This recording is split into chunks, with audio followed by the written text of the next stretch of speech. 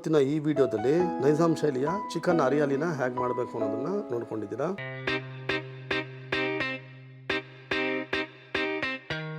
Chicken hariyali ಮಾಡೋದಕ್ಕೆ ಬೇಕಾಗಿರುವಂತ ಪದಾರ್ಥಗಳನ್ನ ನೋಡ್ಕೋಣ. ಅರ್ಧ ಟೀ ಸ್ಪೂನ್ ನಷ್ಟು ಅರಿಶಿಣ, 1 ಟೀ ಸ್ಪೂನ್ ನಷ್ಟು ಗರಂ ಮಸಾಲ, 1.5 ಟೀ ಸ್ಪೂನ್ ನಷ್ಟು ಗಾರ್ಲಿಕ್ ಜಿಂಜರ್ ಪೇಸ್ಟ್, ಅರ್ಧ ಟೀ ಸ್ಪೂನ್ ಉಪ್ಪು, 8 ಹಸಿಮೆಣಸಿನಕಾಯಿ, 1/4 ಕಪ್ ಅಷ್ಟು ಅಡಿಗೆ ಎಣ್ಣೆ, 1/4 ಕಪ್ ಅಷ್ಟು ಗೋಡಂಬಿ, ಅರ್ಧ ಕಪ್ ಅಷ್ಟು ಮೊಸರು, 25 ರಿಂದ 30 ಪುದೀನ, ಅರ್ಧ ಕಪ್ ಅಷ್ಟು ಕೊತ್ತಂಬರಿ, ದೊಡ್ಡ ಸೈಜಿನ ಈರುಳ್ಳಿನ ಚಾಪ್ ಮಾಡಿ ಇಟ್ಕೊಂಡಿರುವಂತದ್ದು, ಅರ್ಧ ಕೆಜಿ ಅಷ್ಟು ಚಿಕನ್ ನ ಚೆನ್ನಾಗಿ ಅರಿಶಿಣದಲ್ಲಿ ತೊಳ್ಕೊಂಡು ಇಟ್ಕೊಂಡಿದ್ದೀನಿ. ಇಷ್ಟೇ ಪದಾರ್ಥಗಳನ್ನ ಬಳಸ್ಕೊಂಡು ಚಿಕನ್ ಹರಿಯಾಲಿನ ಹೇಗೆ ಮಾಡಬೇಕು ಅನ್ನೋದನ್ನ ಬಹಳ ಸುಲಭವಾಗಿ ರುಚಿಕರವಾಗಿರುವಂತದ್ದು ಹೇಗೆ ಅನ್ನೋದನ್ನ ನೋಡ್ಕೋಣ. ಮಿಕ್ಸಿ ಜಾರ್ ತಗೊಂಡಿದ್ದೀನಿ ಸಣ್ಣದಾಗಿರೋದು. ಇಟ್ಕೊಂಡಿದ್ದಂತ ಕೊತ್ತಂಬರಿನ ಈಗ ಅದಕ್ಕೆ ಸೇರಿಸ್ಕೊಂಬೋಣ. ಪುದೀನನ್ ಕೂಡ ಅದೇ ರೀತಿ ಸೇರಿಸ್ಕೊಂತಾ ಇರೋದು. ಮೆಣಸಿನಕಾಯಿ, ಗೋಡಂಬಿ, 1 ಚುಟ್ಕೆ ಅಷ್ಟು ಪುನಃ ಸೇರಿಸ್ಕೊಂಡಿರೋದು. ಈಗ ಇದನ್ನ ಫೈನ್ ಪೇಸ್ಟ್ ಮಾಡ್ಕೋಣ.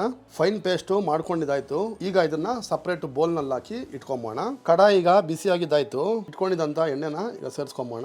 ಎಣ್ಣೆ ಕೂಡ ಈಗ ಚೆನ್ನಾಗಿ ಬಿಸಿ ಆಗ್ಲಿ. ಎಣ್ಣೆ ಈಗ ಬಿಸಿ ಆಗಿದ ತಕ್ಷಣನೇ ಈರುಳ್ಳಿನ ಸೇರಿಸ್ಕೊಂಬೋಣ. ಈರುಳ್ಳಿನ ಸೇರಿಸ್ಕೊಂಡು ಡಾರ್ಕ್ ಗೋಲ್ಡನ್ ಬ್ರೌನ್ ಆಗೋವರೆಗೂ ಇದನ್ನ ಫ್ರೈ ಮಾಡ್ಕೋಣ. ಈರುಳ್ಳಿ ಫ್ರೈ ಆಗ್ತಾರೋ ಹಂತದಲ್ಲೇ 2 ಚುಟ್ಕೆ ಅಷ್ಟು ಉಪ್ಪನ್ನ ಸೇರಿಸ್ಕೊಂಬೋಣ. ಈರುಳ್ಳಿಗೆ ಉಪ್ಪು ಹಾಕೋದ್ರಿಂದ ಚೆನ್ನಾಗಿ ಅದು ನಮಗೆ ಬೇಗ ಫ್ರೈ ಆಗೋದಕ್ಕೆ ಅನುಕೂಲ ಮಾಡ್ತಿದೆ. ಚೆನ್ನಾಗಿ ಫ್ರೈ ಆಗಿ ಡಾರ್ಕ್ ಗೋಲ್ಡನ್ ಬ್ರೌನ್ ಆಗಿದ್ದಾಯ್ತು. ಇವಾಗ ಶುಂಠಿ ಬೆಳ್ಳುಳ್ಳಿ ಪೇಸ್ಟ್ ನ ಹಾಕೋಣ. ಶುಂಠಿ ಬೆಳ್ಳುಳ್ಳಿ ಪೇಸ್ಟ್ ನ ಹಾಕೊಂಡಾದ್ಮೇಲೆ ಇದು ಕೂಡ ಒಂದು ಚೂರು ಹಸೆ ಸ್ಮೆಲ್ ಹೋಗೋವರೆಗೂ ಇದನ್ನು ಕೂಡ ಫ್ರೈ ಮಾಡ್ಕೊಂಬೋಣ. ಹಸೆ ಸ್ಮೆಲ್ ಹೋಗಿದ ತಕ್ಷಣನೇ ಗರಂ ಮಸಾಲನ ಕೂಡ ಸೇರಿಸ್ಕೊಂಡ್ಬಿಟ್ಟು ಒಂದು 2 ನಿಮಿಷ ಫ್ರೈ ಮಾಡ್ಕೊಬೇಕು. ಇಟ್ಕೊಂಡಿದ್ದಂತ ಚಿಕನ್ ಈಗ ಸೇರಿಸ್ಕೊಂಬೋಣ.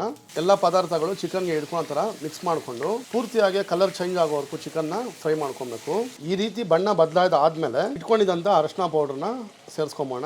ಒಂದ್ಸರಿ ಪೂರ್ತಿಯಾಗಿ ಕಲ್ಸ್ಕೊಂಬಿಡಿ. ಒಂದು 2 ನಿಮಿಷ ಇದೇ ರೀತಿ ಬಿಟ್ಕೊಂಬೋಣ. ಖಂಡಿತವಾಗ್ಲೂ ನೀವು ಕೂಡ ಮನೇಲಿ ಒಂದ್ಸರಿ ಟ್ರೈ ಮಾಡ್ಕೊಳ್ಳಿ. ಬಹಳ ರುಚಿಕರವಾಗಿರ್ತಾರೆ ಈ ನೈಜಾಮಿ ಸ್ಟೈಲಿಯ ಚಿಕನ್ ಹರಿಯಾಲಿ. ಬಹಳ ಸುಲಭ. ಎಲ್ಲ ಪ್ರತಿಯೊಬ್ಬ ಬ್ಯಾಚಲರ್ಸ್ ಕೂಡ ಮನೆಯಲ್ಲೇ ಮಾಡ್ಕೊಂಡ್ಬಿಡ್ಬೋದು. ಬಿಗಿನರ್ಸ್ ಕೂಡ ಫ್ರೆಂಡ್ಲಿ ಆಗಿರ್ತಾರೆ. 2 ನಿಮಿಷ ಆಗಿದ್ದಾಯ್ತು. ಪೇಸ್ಟ್ ಮಾಡಿ ಇಟ್ಕೊಂಡಿದ್ದಲ್ಲ ಆ ಮಸಾಲಾನ ಇದಕ್ಕೆ ಸೇರಿಸ್ಕೊಂಬೋಣ. ಮತ್ತೊಂದ್ಸರಿ ಕ್ಲೀನ್ ಆಗಿ ತಿರ್ಸ್ಕೊಂಬಿಡಿ.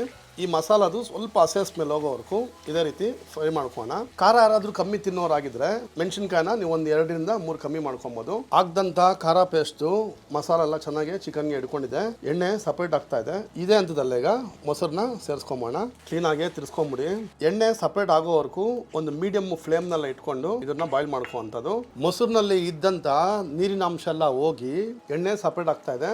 ಇದೇ ಹಂತದಲ್ಲೇ ಮಿಕ್ಸಿನಲ್ಲಿ ಪೇಸ್ಟ್ ರುಬ್ಕೊಂಡಿದ್ನಲ್ಲ ಅದರಲ್ಲಿ ತೊಳ್ಕೊಂಡಿರೋಂಥ ನೀರ್ನ ಈಗ ಒಂದು ಸ್ವಲ್ಪ ಸೇರಿಸ್ಕೊಂತೀನಿ. ನಿಮಗೆ ಎಷ್ಟು ಪ್ರಮಾಣ ಕನ್ಸಿಸ್ಟೆನ್ಸಿ ಬೇಕೋ ಅಷ್ಟು ಪ್ರಮಾಣ ನೋಡ್ಕೊಳ್ಳಿ. ನಾನು ಸುಮಾರು ಒಂದು 2 ಕಪ್ ಅಷ್ಟು ನೀರ್ನ ಸೇರಿಸ್ಕೊಂಡಿರುವಂತದ್ದು. ಒಂದು ಸರಿ ನೀರ್ನ ಸೇರಿಸ್ಕೊಂಡಾದ್ಮೇಲೆ ಒಂದ್ಸರಿ ಕ್ಲೀನ್ ಆಗಿ ಮಿಕ್ಸ್ ಮಾಡ್ಕೊಂಬಿಡಿ.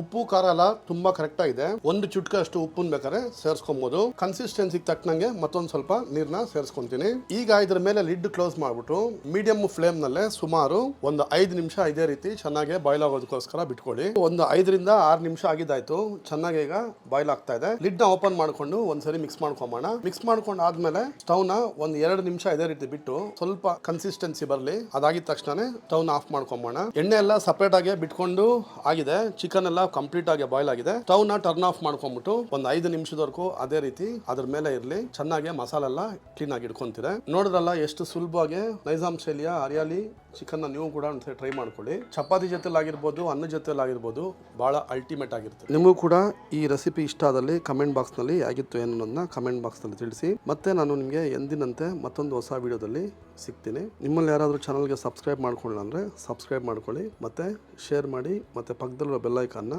ಪ್ರೆಸ್ ಮಾಡೋದು ಮರ್ತೋಗ್ಬೇಡಿ ಅಂತ